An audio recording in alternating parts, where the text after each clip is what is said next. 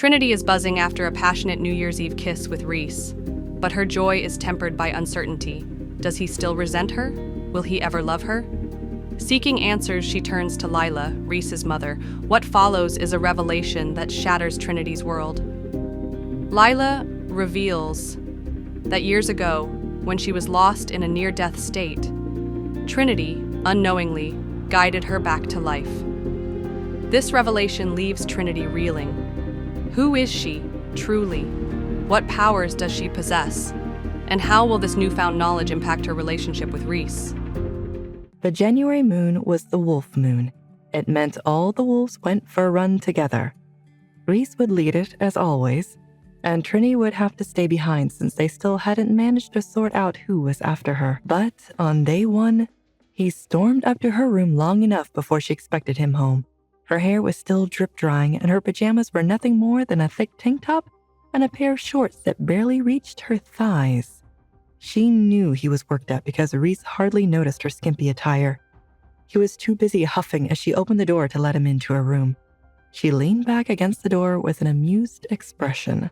Her sense of humor seemed to frustrate him even more. "You're sending messages through Noah now?" He stared her down from a few steps away. Her good spirits wavered when she saw how annoyed he was. Did he not want her around? She went for something light as a reply. She said, "You haven't been around much, so I thought he'd get to you faster." Reece ground out. "I thought we were past this. You stay in the house for your own safety." Easy for Reece to say. He goes wherever he wants. She stuffed down that response and pushed off the door to stand on her own 2 feet. "I get that, but I haven't left the house in over a month." He clearly didn't care about that. Reece said, "Because the last time we went on a trip, you were attacked. Why can't you just be happy here?" "I am happy here." She reached for his hands, but he didn't hold hers. His hands shook with a frustration that she couldn't pierce. She tried to explain herself. "This house is great, but I want to see more than a daycare and what's visible from the balconies. Your trip will be far enough from here. They're not going to follow us all the way to Los Angeles." "You don't know that." He pushed her hands away. "They found you at Riley's." "And you found me too. You can't really be that afraid, can you? What happened to the alpha who was chosen for a reason? You're too strong to let anything get to me." She baited him. She knew appealing to his pride might help her get her way. He growled, "This isn't a game, Trinity. It's your life." "Reece," she started softly, "I haven't seen you in a week. You want us to get closer? Then we need this trip. We need to get away. We need to go to a place where we don't have to worry about who's after us or how many daycare shifts we need to schedule. Before, I never knew if I get to see more than the compound.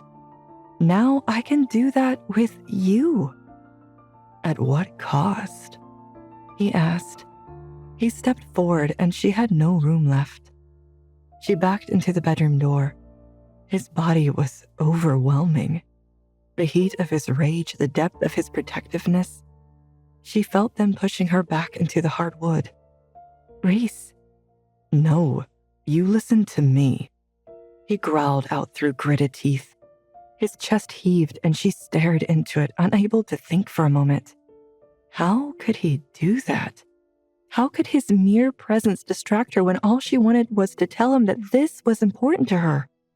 She'd spent weeks convincing him that the physical mattered less than their emotions. The physical was what was missing now. The quality time, the promise of their inevitable melding, the passion. His hand shot out to lift her chin to face him. The grip of his fingers on her skin made her whimper.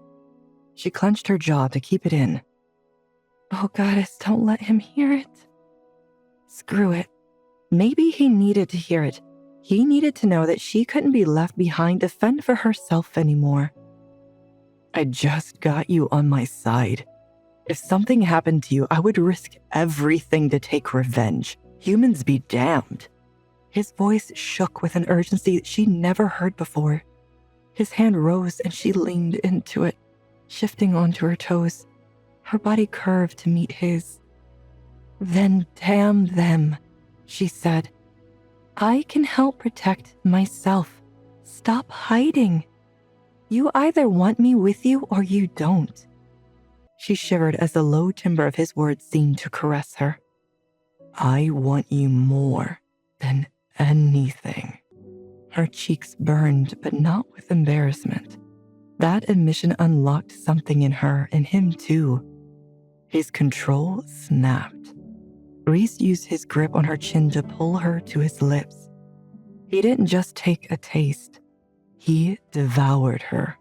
His body pressed her back into the door, and she held onto his shirt for dear life.